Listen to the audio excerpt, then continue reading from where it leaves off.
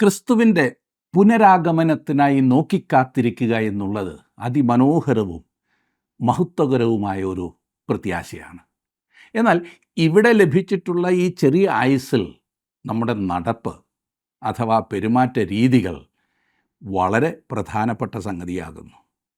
അതെ, നമ്മുടെ ഭവനത്തിൽ, ജോലി ചെയ്യുന്ന ഓഫീസിൽ, സ്കൂളിൽ നാം എവിടെ നടക്കുവാനായി ദൈവം നമ്മെ വിളിച്ചുവോ അവിടെ നാം വളരെ ശ്രദ്ധാലുക്കളായിരിക്കണം. അതില്ല എങ്കിൽ നമ്മുടെ അറിവ് കൊണ്ട് യാതൊരു പ്രയോജനവും ഇല്ലാതായി പോകും.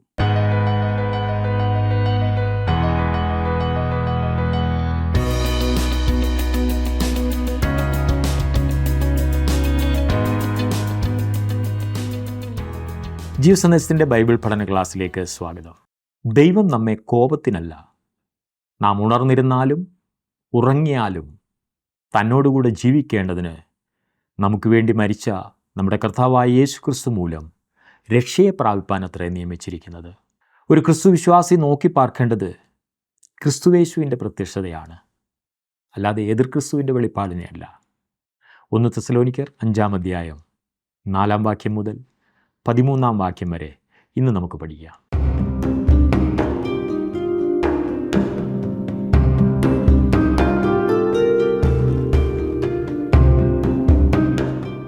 തെസ്സലോനിക്കർക്ക് എഴുതിയ 1-ാം ലേഖനം 4-ാം അധ്യായത്തിൽ പറഞ്ഞിരിക്കുന്ന സംഭവം സഭയെ ലോകത്തിൽ നിന്നും എടുക്കുവാനായി ക്രിസ്തു വരുന്നതിനെക്കുറിച്ചാണ്. അത് പഴയ നിയമത്തിലെങ്ങും സൂചിപ്പിച്ചിട്ടില്ല. അതിൻ്റെ പ്രതിരൂപങ്ങൾ ഉണ്ടെന്നുള്ളത് വാസ്തവമാണ്. ഉദാഹരണത്തിന് ഹാനോക്കിൻ്റെയും ഏലിയാവിൻ്റെയും അനുഭവങ്ങൾ അതിൻ്റെ പ്രതീകങ്ങളാകുന്നു. അവർ രണ്ടുപേരും കർത്താവിനോട് കൂടെ ആയിരിക്കാൻ ജീവനോടെ എടുക്കപ്പെട്ടു. എന്നാൽ കർത്താവായ യേശു തന്നോടുകൂടെ ആയിരിക്കാൻ ഒരു കൂട്ടം ആളുകളെ എടുക്കുവാൻ പോകുന്നു എന്ന് പഴയ നിയമത്തിൽ എങ്ങും പഠിപ്പിച്ചിട്ടില്ല. ഈ മഹൽ സത്യം ആദ്യമായി വെളിപ്പെടുത്തിയത് മാളികമുറിയിൽ അന്ത്യ അത്താഴ സമയത്ത് നമ്മുടെ കർത്താവാണ്. അവിടെ ശിഷ്യന്മാരോട് യേശു പറഞ്ഞത് യോഹന്നാൻ എഴുതിയ സുവിശേഷം 14-ാം അധ്യായത്തിൻ്റെ 2-3 വാക്യങ്ങളിൽ, എൻ്റെ പിതാവിൻ്റെ ഭവനത്തിൽ അനേകം വാസസ്ഥലങ്ങളുണ്ട്, ഇല്ലെങ്കിൽ ഞാൻ നിങ്ങളോട് പറയുമായിരുന്നു. ഞാൻ നിങ്ങൾക്ക് സ്ഥലമൊരുക്കുവാൻ പോകുന്നു. ഞാൻ പോയി സ്ഥലമൊരുക്കിയാൽ ഞാൻ ആയിരിക്കുന്നിടത്ത് നിങ്ങളും ആയിരിക്കേണ്ടതിന് മടങ്ങി വന്ന് നിങ്ങളെ എൻ്റെ അടുക്കൽ ചേർത്തുകൊള്ളും. ഞാൻ മനസ്സിലാക്കിയിടത്തോളം തിരുവചനത്തിൽ ആദ്യമായി ഈ സത്യം വെളിപ്പെടുത്തിയിരിക്കുന്നത് ഇപ്പോൾ വായിച്ച ഈ ഭാഗത്താണ്. വിശുദ്ധ പൗലോസ് അത് നാം പഠിച്ചു കഴിഞ്ഞ അധ്യായത്തിൽ, അതായത് തെസ്സലോനിക്കർക്ക് എഴുതിയ 1-ാം ലേഖനം 4-ാം അധ്യായത്തിൽ വിശദീകരിച്ചു. എന്നിരുന്നാലും തെസ്സലോനിക്കർക്ക് എഴുതിയ 1-ാം ലേഖനം 5-ാം അധ്യായത്തിൽ അവൻ സംസാരിക്കുന്നത് പഴയ നിയമത്തിൽ സുപരിചിതമായ ഒരു വിഷയമാണ്. അതിൻ്റെ 5-ാം അധ്യായത്തിൻ്റെ 4-5 വാക്യങ്ങൾ ഞാനൊന്ന് വായിക്കാം, ശ്രദ്ധിച്ചാട്ടെ. ആ നാൾ കള്ളൻ എന്ന പോലെ നിങ്ങളെ പിടിപ്പാൻ നിങ്ങൾ ഇരുട്ടിലുള്ളവരല്ല, നിങ്ങളെല്ലാവരും വെളിച്ചത്തിൻ്റെ മക്കളും പകലിൻ്റെ മക്കളും ആകുന്നു. നാം രാത്രിക്കും ഇരുളിനുമുള്ളവരല്ല. ക്രിസ്തുവിൻ്റെ സഭ മധ്യാകാശത്തിൽ ചേർക്കപ്പെടുന്നത് വാസ്തവത്തിൽ 2 കാര്യങ്ങൾ ചെയ്യുവാനാണ്. ഒന്ന്, നാം ഇന്നായിരിക്കുന്ന ഈ കൃപായുഗം അതോടെ അവസാനിക്കും. അവൻ്റെ നാമത്തിനായി ഒരു കൂട്ടത്തെ വിളിക്കുന്നത്, അനേകം പുത്രന്മാരെ തേജസ്സിലേക്ക് കൊണ്ടുവരുന്നത് സഭ എടുക്കപ്പെടുന്നതോടെ അവസാനിക്കും. നാം ഇന്നായിരിക്കുന്ന കാലത്ത് ദൈവം മനുഷ്യരെ തൻ്റെ വശത്തേക്ക് വിളിച്ചുകൊണ്ടിരിക്കുകയാണ്. ഇന്നത്തെ പ്രധാന പ്രവർത്തനം അതാകുന്നുവല്ലോ. സഭ മധ്യാകാശത്തിൽ ചേർക്കപ്പെടുന്നത് ഈ യുഗത്തിൻ്റെ അവസാനം കൊണ്ടുവരുന്നത് മാത്രമല്ല, രണ്ടാമതായി അത് യഹോവയുടെ ദിവസം ആരംഭിക്കുകയും ചെയ്യും. 1, സഭ എടുക്കപ്പെടും. 2, ഈ യഹോവയുടെ ദിവസം ആരംഭിക്കുകയും ചെയ്യും. കൃപായുഗം അവസാനിക്കും. സഭ ഈ ലോകത്തിൽ നിന്നും എടുക്കപ്പെടുമ്പോൾ മഹോപദ്രവം ആരംഭിക്കും. സഭ മധ്യാകാശത്തിൽ ചേർക്കപ്പെടുന്ന ഒരു സംഭവത്താൽ കൃപയുടെ നാൾ അവസാനിക്കും, യഹോവയുടെ നാൾ ആരംഭിക്കും. മനസ്സിലായല്ലോ?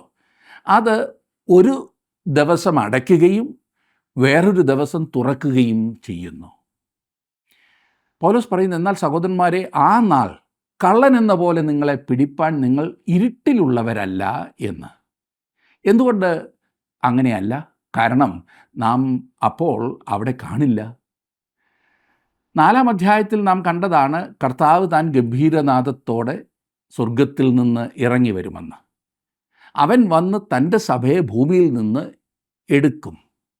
നിങ്ങളെല്ലാവരും വെളിച്ചത്തിൻ്റെ മക്കളാകുന്നു എന്ന് പൗലോസ് പറയുമ്പോൾ, വേറൊരു വിധത്തിൽ ഇനിയും വരുവാനിരിക്കുന്ന വ്യവസ്ഥിതിക്കുള്ളവരല്ല നിങ്ങൾ, പിന്നെയോ നാം ഇന്നായിരിക്കുന്ന കൃപയുടെ വ്യവസ്ഥിതിക്കുള്ളവരാണ് നാം. അതാണ് അവിടുത്തെ അർത്ഥം. പ്രിയ സുഹൃത്തെ, ബൈബിളിൽ പറഞ്ഞിരിക്കുന്ന ഈ വ്യത്യാസങ്ങൾ നിങ്ങൾ പഠിക്കുന്നില്ല എങ്കിൽ നിങ്ങൾ നിരാശാജനകമാവണ്ണം ആശയക്കുഴപ്പത്തിലാകും. ഇന്ന് ദൈവവചനം ഈ പറഞ്ഞതുപോലെ അറിയുവാൻ പാടില്ലാത്തതിനാൽ ആകെ ആശയക്കുഴപ്പത്തിലുള്ള അനേകരെ നമുക്ക് കാണുവാൻ സാധിക്കും. പലരോടും എനിക്ക് സഹതാപം തോന്നാറുണ്ട്. അതും ആത്മീയ ശുശ്രൂഷയിലായിരിക്കുന്നവർ തന്നെ. ഒരു ഉപരിപ്ലവമായ പഠനമോ ചിന്താഗതിയൊക്കെ വെച്ചിട്ടാണ് അവർ പ്രസംഗിക്കുന്നത്, പഠിപ്പിക്കുന്നത്. അവർ ചിന്താക്കുഴപ്പത്തിലാകുന്നെങ്കിൽ പിന്നെ എന്തു പറയാനാണ്? ഞാൻ അങ്ങനെയുള്ള പലരോടും സംസാരിച്ചിട്ടുണ്ട്. പലരും പറയുന്നത്, കൂടുതൽ പഠിച്ചാൽ സംശയം കൂടും, അതുകൊണ്ട് ഞങ്ങൾ ഇപ്പോൾ പഠിക്കുന്നതേ ഇല്ല എന്നാണ്. ഒരു വ്യക്തി പറഞ്ഞു, അയാൾ പ്രവചന പഠനം നിർത്തി, ഇനിയും അതിലൊന്നും ചെയ്യുവാൻ ആഗ്രഹിക്കുന്നില്ല എന്ന്. എന്തുകൊണ്ടാണെന്നറിയാമോ? അല്പസമയമെടുത്ത് ദൈവവചനം മൊത്തം പഠിക്കുവാനുള്ള ക്ഷമയില്ല. ഈ ക്രമീകൃതമായി ദൈവവചനം പഠിക്കുവാൻ സാധിക്കാത്തത് കൊണ്ടാണ് പലരും ഈ അബദ്ധങ്ങൾ കാട്ടുന്നത്. എവിടെ നിന്നെങ്കിലുമൊക്കെ വായിക്കുന്നതും കേൾക്കുന്നതും കൊണ്ട് ഒന്നുമാകില്ല. ഒരുപാട് പേർ ഇന്ന് കാര്യങ്ങൾ പഠിക്കുന്നത് ഈ സമൂഹ മാധ്യമങ്ങളിൽ, സോഷ്യൽ മീഡിയയിൽ കാണുകയും വായിക്കുകയും ചെയ്യുന്നതിലൂടെയാണ്. സോഷ്യൽ മീഡിയയിൽ വരുന്നതെല്ലാം തെറ്റാകുന്നു എന്ന് ഞാൻ പറയില്ല. എന്നാൽ ശരിയേതോ തെറ്റേതോ എന്ന് നാം വിവേചിച്ചിട്ട് വേണം തീരുമാനങ്ങൾ എടുക്കുവാൻ. ദൈവത്തിൻ്റെ ആത്മാവ് ഈ കാര്യത്തിൽ തീർച്ചയായും നമ്മെ സഹായിക്കും. അപ്പോൾ കർത്താവിൻ്റെ നാൾ വരുമ്പോൾ നാം കർത്താവിനോട് കൂടെ ആയിരിക്കുവാൻ പോകുകയാണ്. നാം അന്ധകാരത്തിലല്ല. രാത്രിയിൽ കള്ളൻ വരുന്നത് പോലെ ആ നാൾ നമ്മെ പിടിക്കുകയില്ല. അതാണ് പൗലോസ് പറയുന്നത്. ഒരു കള്ളൻ വരുന്നത് പോലെ കർത്താവ് തൻ്റെ സഭയെ ചേർക്കുവാൻ വരില്ല. സഭ ആ ഭാഗ്യകരമായ പ്രത്യാശയ്ക്കായി, നമ്മുടെ ദൈവവും രക്ഷിതാവുമായ അവൻ്റെ മഹത്വകരമായ പ്രത്യക്ഷതയ്ക്കായും കാത്തിരിക്കുകയാണ്. തുടർന്ന് പൗലോസ് വിശ്വാസികൾക്ക് പ്രബോധനം നൽകുന്നു. 6-ാം വാക്യത്തിൽ, 5-ാം അധ്യായത്തിൻ്റെ 6-ാം വാക്യത്തിൽ, ആകയാൽ നാം ശേഷമുള്ളവരെ പോലെ ഉറങ്ങാതെ ഉണർന്നും സുബോധവുമായിരിക്കുക. ക്രിസ്തുവിൻ്റെ സഭ മധ്യാകാശത്തിൽ ചേർക്കപ്പെടുന്ന ആ ഭാഗ്യകരമായ പ്രത്യാശ ഏത് സമയത്തും സംഭവിക്കാം. ഈ കാരണത്താൽ നാം ഉറങ്ങുന്ന വിശ്വാസികളാകരുത്. അതത്ര പൗലോസ് പറയുന്നത്. ഇന്ന് ഒട്ടുമുക്കാലും ഉറങ്ങുന്ന വിശ്വാസികളെ നമുക്ക് കാണാവുന്നതാണ്. എന്ന് പറഞ്ഞാൽ ആത്മീക കാര്യത്തിൽ ഒരു താല്പര്യവുമില്ലാതെ ഉറക്കം തൂങ്ങികളായി കഴിയുന്നവർ. മഹാപീഡനത്തിൻ്റെ ഭയാനകമായ കാലത്തിനു മുൻപ് കർത്താവ് തൻ്റെ സഭയെ ഈ ലോകത്തിൽ നിന്നും എടുക്കുവാൻ പോകുന്നു എന്നുള്ള വസ്തുതയുടെ വീക്ഷണത്തിൽ വിശുദ്ധ പൗലോസ് പറയുന്നത്, നാം ശേഷമുള്ള മനുഷ്യരെ പോലെ ഉറങ്ങാതെ ഉണർന്നും സുബോധവുമുള്ളവരായിരിക്കുക. സുബോധം എന്നുള്ളതിന് അനേകം അർത്ഥങ്ങളുണ്ട്. നല്ല ബോധം ഉള്ളവരായിരിക്കുക എന്ന അർത്ഥമാണ് ഒന്നാമത്. അതായത് മദ്യമോ മയക്കുമരുന്നുകളോ കഴിക്കാതെ അതിൻ്റെ ലഹരിയിൽ സുബോധം നഷ്ടപ്പെടാതെയുള്ള ജീവിതം. എന്നാൽ മദ്യമോ മയക്കുമരുന്നുകളോ അതുമൂലമല്ലാത്ത ലഹരിയും ഉണ്ടെന്നോർക്കണം. അനേകം ആളുകളും അധികാരത്തിൻ്റെ ലഹരിയിലാണ്. അവർക്ക് കിട്ടിയിരിക്കുന്ന സ്ഥാനം വിട്ടുകൊടുത്തിട്ട് കർത്താവ് ഒന്നും ചെയ്യണ്ട എന്നുള്ള ചിന്ത. വേറെ അനേകരും പണമുണ്ടാക്കുന്ന ലഹരിയിലാണ്. വേറെ ചില ആളുകൾ ലോകത്തിൻ്റെ സുഖങ്ങളുടെ ലഹരിയിലാണ്. അവർ ഈ കാര്യങ്ങളാൽ സുബോധം നഷ്ടപ്പെട്ട അവസ്ഥയിലാണ്. അങ്ങനെയുള്ളവരെ കണ്ടിട്ടില്ലേ? അവരുടെ ചിന്ത എല്ലായ്പ്പോഴും പണമുണ്ടാക്കുക, അല്ലെങ്കിൽ ആ ഉയർന്ന സ്ഥാനത്ത് കയറിപ്പറ്റി അവിടെ ആയിരിക്കുക, അതല്ല എങ്കിൽ എങ്ങനെ കൂടുതൽ സുഖിക്കാം എന്ന ചിന്തയാണ്. ഈ കാരണങ്ങളാൽ അവർക്ക് ക്രിയാത്മകമായി ഒന്നും ചിന്തിക്കുവാൻ കഴിയുന്നില്ല. ഒരു ദൈവ പൈതൽ സുബോധമുള്ള വ്യക്തിയായിരിക്കണം, ഉണർന്നിരിക്കണം. എന്തുകൊണ്ടാണെന്നറിയോ? കാരണം ഈ പറഞ്ഞ അതിമഹത്തായ സംഭവങ്ങൾ ഭാവിയിൽ നടക്കേണ്ടതുണ്ട്. കർത്താവിൻ്റെ പുനരാഗമനത്തിൻ്റെ വളരെ അടുത്താണ് നാം ഇന്ന് എന്നത്ര ഞാൻ വ്യക്തിപരമായി വിശ്വസിക്കുന്നത്. അതിനെക്കുറിച്ച് തീർച്ച പറയുവാൻ എനിക്കറിയില്ല, ഒരു ഡേറ്റൊന്നും എനിക്കറിയില്ല. എന്നാൽ നാം എങ്ങനെ ഒരു കാലത്തിലാകുന്നു ജീവിക്കുന്നത് എന്ന് നമുക്കൊക്കെ ഊഹിക്കാമല്ലോ. പൗലോസ് പറഞ്ഞതിനോട് ചേർന്ന് നാം വിശ്വസിച്ച സമയത്തേക്കാൾ രക്ഷ ഇപ്പോൾ നമുക്കധികം അടുത്തിരിക്കുന്നു എന്ന് നമുക്ക് പറയാവുന്നതാണ്. 7ഉം 8ഉം വാക്യങ്ങൾ. ഉറങ്ങുന്നവർ രാത്രിയിൽ ഉറങ്ങുന്നു, മദ്യപിക്കുന്നവർ രാത്രിയിൽ മദ്യപിക്കുന്നു. നാമോ പകലിനുള്ളവരാകയാൽ വിശ്വാസവും സ്നേഹവും എന്ന കവചവും ശിരസ്ത്രമായി രക്ഷയുടെ പ്രത്യാശയും ധരിച്ചുകൊണ്ട് സുബോധമായിരിക്കുക. പൗലോസ് വീണ്ടും സുബോധം എന്ന പദം ഉപയോഗിക്കുന്നത് ശ്രദ്ധിച്ചോ? നമുക്കൊരു ഉത്തരവാദിത്വം നിർവഹിക്കുവാനുണ്ട്. ഇത് നാം മനസ്സിലാക്കണം. സുബോധം നഷ്ടപ്പെട്ടാൽ ഉത്തരവാദിത്വത്തിൽ വീഴ്ച സംഭവിക്കും, ഇല്ലേ? സുബോധം എന്നുള്ളതിന് ചില സ്ഥലങ്ങളിൽ നിർമ്മതരായിരിപ്പീൻ എന്നും മറ്റ് ചില സ്ഥലങ്ങളിൽ സ്വയനിയന്ത്രണം ഉള്ളവരായിരിപ്പീൻ എന്നും പറയുന്നുണ്ട്. അതെ, സ്വയനിയന്ത്രണം ഇല്ലാത്തവർ സുബോധമില്ലാത്തവരാണ്.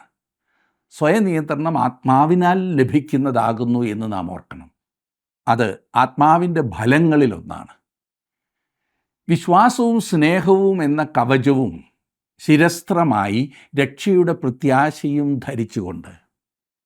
ഇത് കേട്ടിട്ട് ഒരു പടയാളിയുടെ ഡ്യൂട്ടി പോലെ തോന്നുന്നില്ലേ? അതുപോലെ ഒരു ഉത്തരവാദിത്വത്തിനാണ് നാം വിളിക്കപ്പെട്ടിരിക്കുന്നത്. വിശ്വാസവും സ്നേഹവും എന്ന കവചം ഹൃദയത്തെ സംരക്ഷിക്കുന്നതിനാണ്. അവിടമാണല്ലോ ശരീരത്തിൻ്റെ ഏറ്റവും പ്രധാനപ്പെട്ട ഭാഗം, ഹൃദയം. രക്ഷയുടെ പ്രത്യാശയാണ് ശിരസ്ത്രം. ഓരോ ക്രിസ്തു വിശ്വാസിയും ഈ ഹെൽമറ്റ് ധരിച്ചിരിക്കണം. ഇവിടെ ഇതാ വീണ്ടും വിശ്വാസം, സ്നേഹം, പ്രത്യാശ. ശ്രദ്ധിച്ചോ? ഈ ലേഖനത്തിൽ ഇപ്പോൾ ഈ പ്രധാനപ്പെട്ട വാക്കുകൾ 3-ാം പ്രാവശ്യമാണ് നാം കാണുന്നത്. ആദ്യം സ്നേഹപ്രയത്നം, വിശ്വാസത്തിൻ്റെ വേല, പ്രത്യാശയുടെ സ്ഥിരത, ഇവ നാം കണ്ടതോർക്കുമല്ലോ 1-ാം അധ്യായത്തിൽ. വിശ്വാസം രക്ഷിക്കുന്ന വിശ്വാസമാണ്. രക്ഷിക്കുന്ന ഒരു വിശ്വാസം പ്രവൃത്തിയെടുക്കും. വിശ്വാസത്തിൻ്റെ ഫലമാണ് പ്രവർത്തനം. വിശ്വാസം ഭൂതകാലത്തിലേക്ക് നോക്കുന്നു. നാം കർത്താവിനെ രക്ഷകനായി അംഗീകരിച്ച ആ അനുഭവം. സ്നേഹം അത് വർത്തമാനകാലത്തിന് വേണ്ടിയിട്ടുള്ളതാണ്. ഒരു ക്രിസ്തു വിശ്വാസിക്ക് തൻ്റെ ചുറ്റുമുള്ളവരുമായുള്ള ബന്ധമാകുന്നു സ്നേഹം. രക്ഷയുടെ പ്രത്യാശ ഭാവിക്കായുള്ള ആ അനുഗ്രഹീത പ്രത്യാശയാകുന്നു. നാം ആ മഹോപദ്രവ കാലത്തിനായി നോക്കി പാർക്കുകയല്ല. അതിൽ ഏതെങ്കിലും വിധത്തിലുള്ള ആഹ്ലാദം എങ്ങനെയാണ് സാധിക്കുന്നതെന്ന് എനിക്കറിയില്ല. മഹോപദ്രവത്തിൽ അത് സന്തോഷത്തിൻ്റെ അവസരമല്ല, കഷ്ടതയുടെ അവസരമാണ്. നമ്മുടെ രക്ഷയുടെ പൂർത്തീകരണമായ ആ ഭാഗ്യകരമായ പ്രത്യാശയ്ക്കായിട്ടാണ് നാം നോക്കി പാർക്കുന്നത്. അതത്രേ നമ്മുടെ ഏറ്റവും മഹത്തായ പ്രതീക്ഷ. യോഹന്നാൻ തൻ്റെ ലേഖനം എഴുതുമ്പോൾ 1-ാം ലേഖനത്തിൻ്റെ 3-ാം അധ്യായത്തിൽ 2-ാം വാക്യത്തിൽ ഇപ്രകാരം പറഞ്ഞു: പ്രിയമുള്ളവരെ, നാം ഇപ്പോൾ ദൈവമക്കളാകുന്നു. നാം ഇന്നതാകുമെന്ന് ഇതുവരെ പ്രത്യക്ഷമായില്ല. അവൻ പ്രത്യക്ഷനാകുമ്പോൾ നാം അവനെ താൻ ഇരിക്കും പോലെ തന്നെ കാണുന്നതാകൊണ്ട് അവനോട് സദൃശന്മാരാകും എന്ന് നാം അറിയുന്നു. എൻ്റെ മേലുള്ള ദൈവത്തിൻ്റെ പ്രവർത്തനം കഴിഞ്ഞില്ല. അതുകൊണ്ട് താങ്കൾ എന്നോട് അസഹിഷ്ണുത കാണിക്കരുതേ. ഇപ്പോഴും കർത്താവ് എന്നെ ശരിയാക്കിക്കൊണ്ടിരിക്കുന്നതേ ഉള്ളൂ. ഇന്ന് നമുക്ക് ആ രക്ഷയുടെ പ്രത്യാശയുണ്ട്. അവിടുന്ന് എന്നിൽ ആരംഭിച്ചത് പൂർത്തീകരിക്കുമെന്നുള്ളത് തീർച്ചയാണ്. പൗലോസ് ഫിലിപ്പിയർക്ക് എഴുതിയപ്പോൾ പറഞ്ഞത് ഓർക്കുന്നല്ലോ, നമ്മിൽ നല്ല പ്രവൃത്തിയെ ആരംഭിച്ചവൻ ക്രിസ്തുവിൻ്റെ നാളോളം അതിനെ തികയ്ക്കും എന്ന് ഉറപ്പായി വിശ്വസിച്ചിരിക്കുന്നു എന്ന്. ഇനിയും 9-ാം വാക്യത്തിലേക്ക് വന്നാട്ട്, 5-ാം അധ്യായത്തിൻ്റെ 9-ാം വാക്യം. 9ഉം 10ഉം കൂടി ഞാൻ ഒരുമിച്ച് വായിക്കാം. ദൈവം നമ്മെ കോപത്തിനല്ല, നാം ഉണർന്നിരുന്നാലും ഉറങ്ങിയാലും തന്നോടുകൂടെ ജീവിക്കേണ്ടതിന് നമുക്ക് വേണ്ടി മരിച്ച നമ്മുടെ കർത്താവായ യേശുക്രിസ്തു മൂലം രക്ഷയെ പ്രാപിപ്പാൻ അത്രേ നിയമിച്ചിരിക്കുന്നത്. കർത്താവായ യേശുക്രിസ്തുവിലൂടെയുള്ള രക്ഷയ്ക്കാണ് നമ്മെ നിയമിച്ചിരിക്കുന്നത്. സഹസ്രാബ്ദ വാഴ്ച എന്നൊന്നില്ല എന്ന് വാദിക്കുന്ന അനേകരുണ്ട്. അവർക്ക് പോലും ഇത് വ്യക്തമായിരിക്കണം. എന്നാൽ ഏതോ കാരണത്താൽ അവർ ആ വിഷയം വിട്ടുകളയുന്നു. ബോധപൂർവം വിട്ടുകളയുന്നതാകാം. ദൈവം നമ്മെ ആ ക്രോധ ദിവസത്തിനായിട്ടല്ല നിയമിച്ചിരിക്കുന്നത്. അതെ, മഹോപദ്രവത്തിനായിട്ടല്ല ദൈവം നമ്മെ നിയമിച്ചിരിക്കുന്നത്. അത് ന്യായവിധിയുടെ ഒരു സമയമായിരിക്കും. ക്രിസ്തു നമ്മുടെ ശിക്ഷാവിധി എല്ലാം വഹിച്ചതിനാൽ സഭ ആ കാലത്തിലൂടെ കടന്നു പോകില്ല എന്നത് തീർച്ചയാണ്. ഒരുപക്ഷെ താങ്കൾ എന്നോട് ചോദിക്കുന്നുണ്ടാകും, എടോ, സഭയെ എടുത്തുകൊള്ളപ്പെടുമ്പോൾ അങ്ങനെ അങ്ങ് എടുക്കുവാൻ തക്കവണ്ണം താൻ നല്ലവനാണോ എന്ന്. ഒരിക്കലും അല്ല കേട്ടോ. രക്ഷിക്കപ്പെടുവാൻ പോലും ഞാൻ നല്ലവനല്ല. മതിയല്ലോ. എന്നാൽ ദൈവം തൻ്റെ കൃപയാൽ, അവിടുത്തെ കരുണയാൽ എന്നെ രക്ഷിച്ചു. ഇനിയും അവിടുന്ന് തൻ്റെ സഭയെ ചേർക്കുവാൻ വരുമ്പോൾ ഞാൻ സകല വിശുദ്ധന്മാരോടും കൂടെ മധ്യാകാശത്തിൽ എടുക്കപ്പെടുവാൻ പോകുകയാണ്. കാരണം ദൈവകൃപ. അതല്ലാതെ എന്തു പറയുവാനാണ്? 10-ാം വാക്യത്തിൽ നാം വായിക്കുന്നത്, നാം ഉണർന്നിരുന്നാലും ഉറങ്ങിയാലും തന്നോടുകൂടെ നമ്മുടെ കർത്താവായ യേശുക്രിസ്തുവിലൂടെയുള്ള രക്ഷയ്ക്ക്. ദൈവം നമ്മെ വലിയ ക്രോധത്തിനല്ല നിയമിച്ചിരിക്കുന്നത്. അതെ, മഹോപദ്രവത്തിന് വേണ്ടിയല്ല. പിന്നെയോ നമ്മുടെ കർത്താവായ യേശുക്രിസ്തുവിലൂടെയുള്ള രക്ഷയ്ക്കായി. അവിടുന്ന് നമുക്ക് വേണ്ടി മരിച്ചത് നാം ഉണർന്നിരുന്നാലും ഉറങ്ങിയാലും തന്നോടുകൂടെ ജീവിക്കേണ്ടതിനാണ്. ആദ്യം നമ്മുടെ മരണമാണ് സംഭവിക്കുന്നതെന്നാലും അതല്ല എങ്കിൽ അവിടുത്തെ വരവ് വരെ നാം ജീവിച്ചിരുന്നാലും നാം അവനോടൊപ്പം ജീവിക്കും. സഭയിലെ ബഹുഭൂരിപക്ഷവും മരണവാതിലിൽ കൂടി അപ്പുറത്തേക്ക് കടന്നു കഴിഞ്ഞു. എത്ര മഹത്തായ ഒരു എഴുന്നള്ളത്തായിരിക്കും അന്ന് ആ ദിവസം നടക്കുവാൻ പോകുന്നത്. സകല രക്തസാക്ഷികളും വിശുദ്ധന്മാരും കർത്താവിൻ്റെ സന്നിധിയിലേക്ക് ചേർക്കപ്പെടുന്ന സമയം. കൃപയാൽ നാമും അവിടെ ഉണ്ടാകുമെന്നതിനാൽ ഞാൻ ദൈവത്തെ സ്തുതിക്കുന്നു. ആ പ്രത്യാശയാണ് വാസ്തവത്തിൽ നമ്മുടെ ഈ ആയുസ്സിന് അർത്ഥം നൽകുന്നത്. ഇനിയും ഈ മനോഹര സത്യങ്ങൾ നമുക്ക് ചെയ്യുന്നത് എന്താണ്? അടുത്ത വാക്യം അതാണ് പറയുന്നത്. അന്യോന്യം പ്രബോധിപ്പിക്കുക. വിശ്വാസികളായ നമുക്ക് എത്ര വലിയ ആശ്വാസമാണ് ഈ യാഥാർത്ഥ്യങ്ങൾ നൽകുന്നത്. ക്രിസ്തു വിശ്വാസികൾക്കായുള്ള 22 വ്യത്യസ്ത കൽപ്പനകളാണ് ഇനിയും നാം കാണുവാൻ പോകുന്നത്. ശ്രദ്ധിക്കണം, ദൈവമക്കൾക്കുള്ള കൽപ്പനകളാണിവ. ദൈവമക്കൾ ആയിട്ടില്ലാത്തവർ ഇത് അനുസരിക്കുന്നത് കൊണ്ട് കുഴപ്പമൊന്നുമില്ല. നിങ്ങൾക്കനുസരിക്കുവാൻ സാധിക്കുമോ എന്നതാണ് സംശയം. ഇവിടെ 10ഉം 12ഉം കൽപ്പനയല്ല, 22 ഇത് നാം മറക്കരുത്.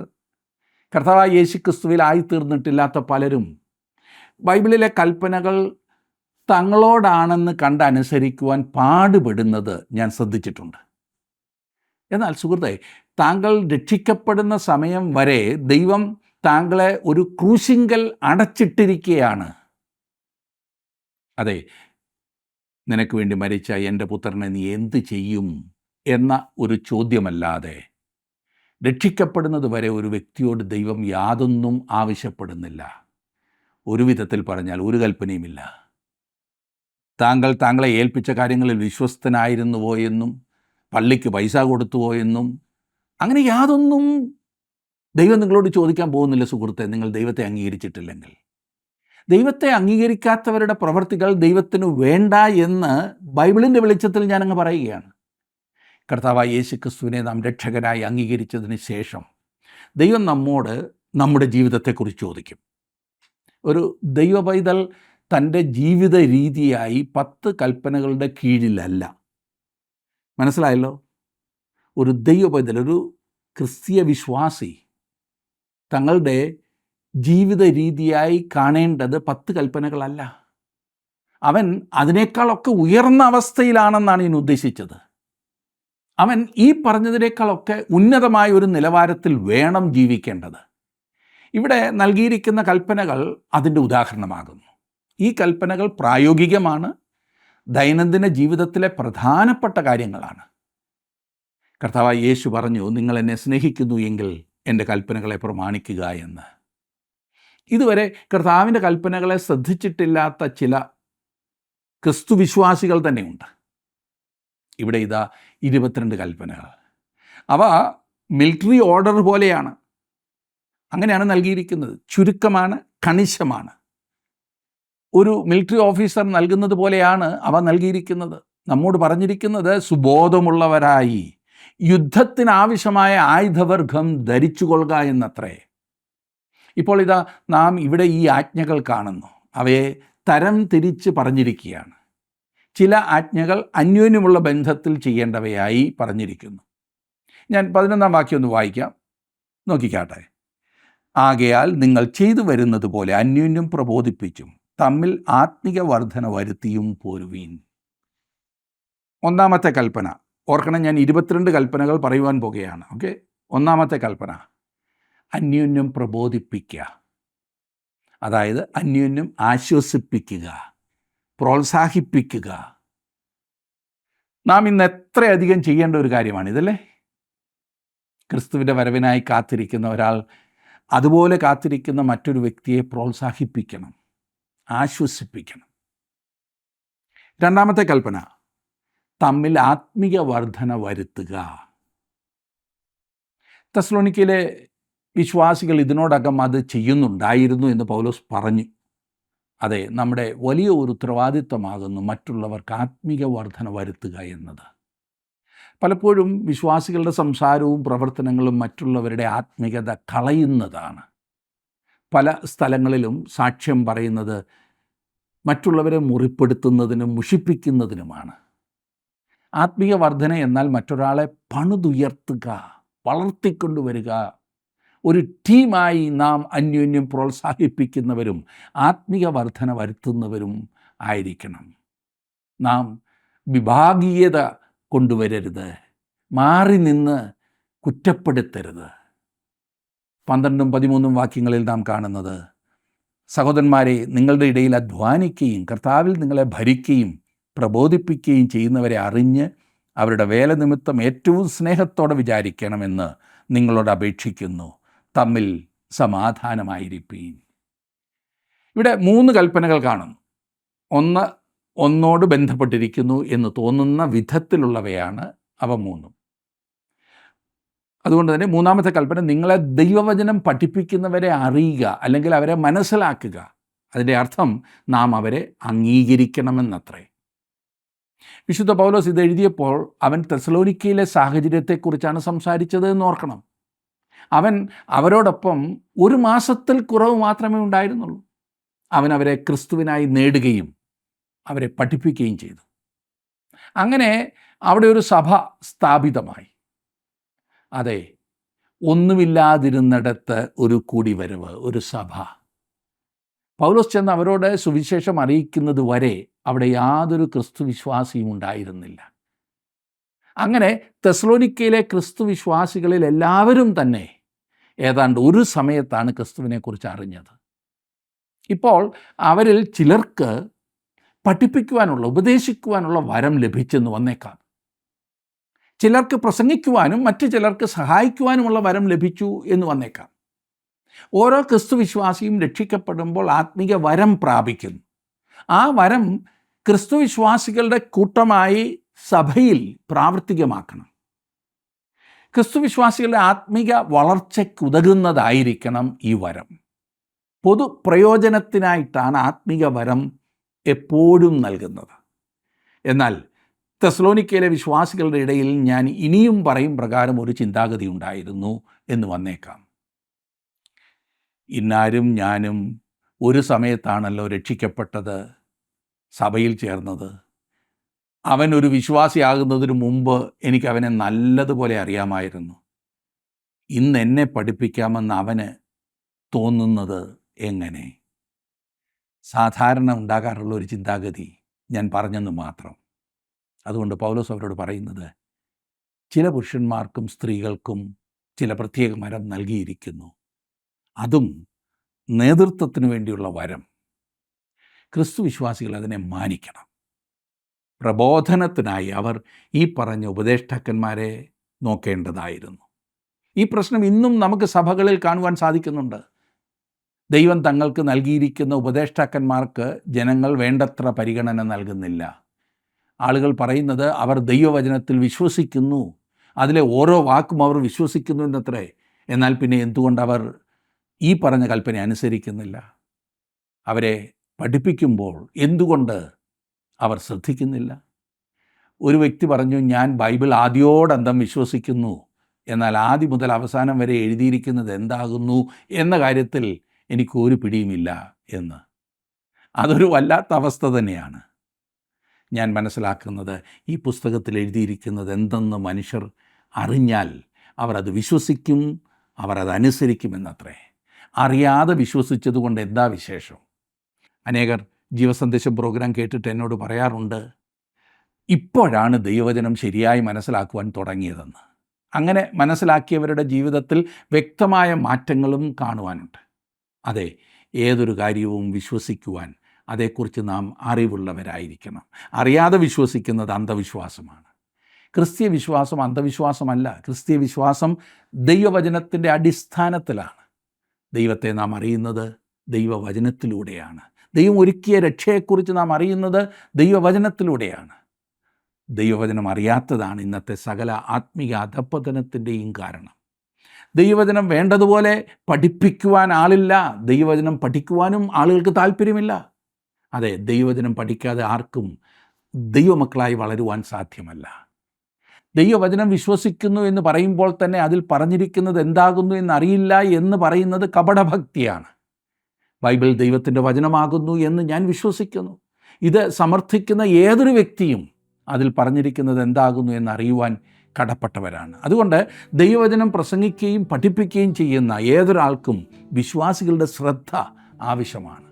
ദൈവവചനം പഠിക്കുവാൻ ഒരു വലിയ വാഞ്ച നമുക്ക് ഓരോരുത്തർക്കും ഉണ്ടാകണം. ദൈവവചനം നമ്മെ ശുദ്ധീകരിക്കുന്നതാണ്. അതുമാത്രമാണ് നമ്മെ ശരിയായ പാതയിൽ നയിക്കുന്നത്. ഈ വചനത്തിന് കൊടുക്കേണ്ട പ്രാധാന്യം കൊടുത്ത് നമുക്ക് ഇത് തുടർന്നും പഠിക്കാം. ദൈവം നിങ്ങളെ അനുഗ്രഹിക്കട്ടെ.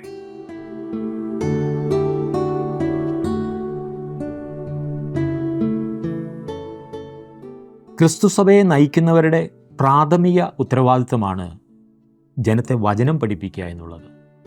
എന്നാൽ നമുക്ക് വേണ്ടി അധ്വാനിക്കുന്ന ശുശ്രൂഷകരെ സ്നേഹിക്കുകയും കരുതുകയും ചെയ്യേണ്ടത് നമ്മുടെ ഉത്തരവാദിത്തമാകുന്നു.